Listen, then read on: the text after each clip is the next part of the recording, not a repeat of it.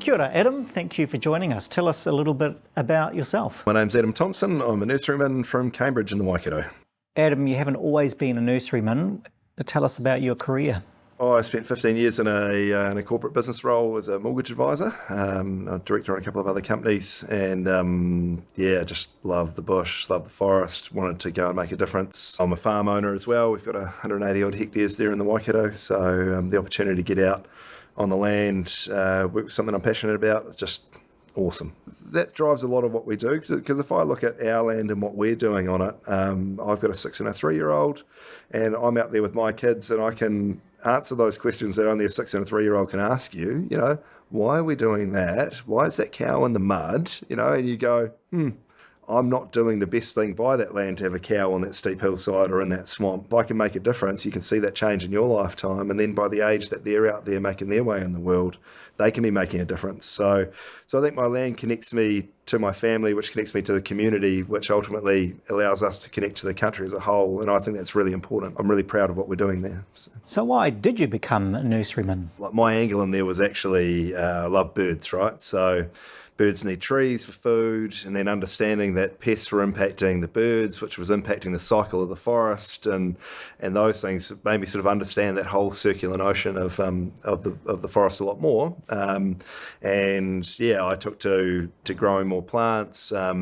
We had 30 acres, and then we bought this sort of 400 acre block, and so I was like, cool, I need more trees. I've been growing, and then I just loved it, you know, like that was my escape from constant phone calls and emails. And then, you know, to stand on the side of a muddy hill in the freezing cold rain in the winter and you're planting trees, and then just to be happier than you've ever been going to work is like, yeah, cool, I found my place, you know. So that's, passionate about it. What's popular in your nursery? What do we need to grow the most of? It's very much Mānuka, Kānuka are really good establishers, and you just have to drive along and look at hillsides at what's growing. You know, if you're paying that money, you don't want a bunch of dead trees. You need things that are going to survive. So there's those, you know, cabbage trees, flaxes, pittosporums. It's those sort of dozen or so species that just get up, get going, and create that cover to create that long-term forest. You know, and if we can create that cover whilst creating food sources, the birds are going to come in, and we're going to get back into that cycle, and things are just going to smash it, you know. So you sound very hopeful. I'm very hopeful. I'm very optimistic. And this is probably one of the advantages coming at it from I've got a farming finance business background. I've got no resentment toward the industry. I'm too young to be bitter. I'm only 37, you know, like I'm really positive about what we can do. And then just looking at the last few years of what we have done, I'm really pumped about what we can be doing going forward, you know. So if you look at kind of a national level, we need more nurseries, right? What's the nature of the supply and demand? If there is progressive forward orders for people in nurseries, the industry will follow it. As the money is there, things happen.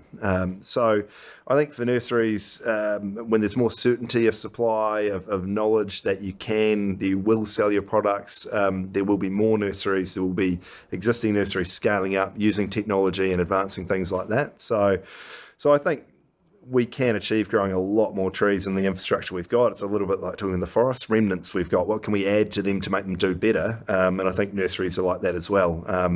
But when you sort of grow 1 million trees and you don't know who you're going to sell them to, and you don't know what you're going to get paid for them, and you don't know how many of them are going to survive, it's a pretty torturous industry and like that. So if we've got certainty of orders and we can tap into technologies that advances, I think we'll smash it. What's your favourite tree, Adam?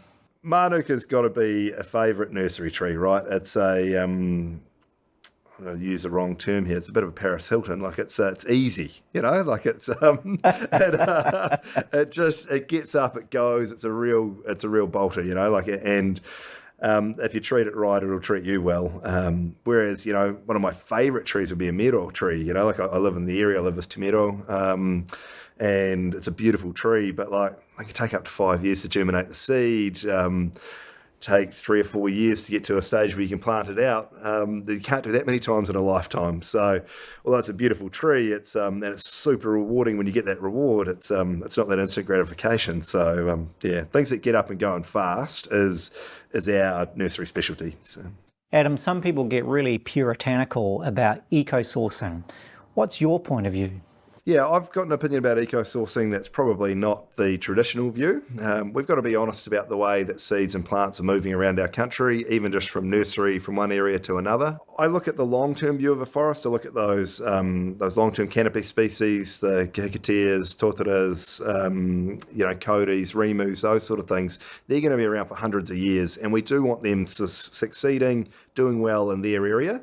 When it comes to things like Mānuka, Kānuka, which are relatively short-lived species, they're going to be up, they're going to go, and then they're going to get taken through with these other trees. I think the eco-sourcing of them is less important to me because it's more important that we can establish and cloak that land in the first place. So does it have to be from Mānuka from down the road?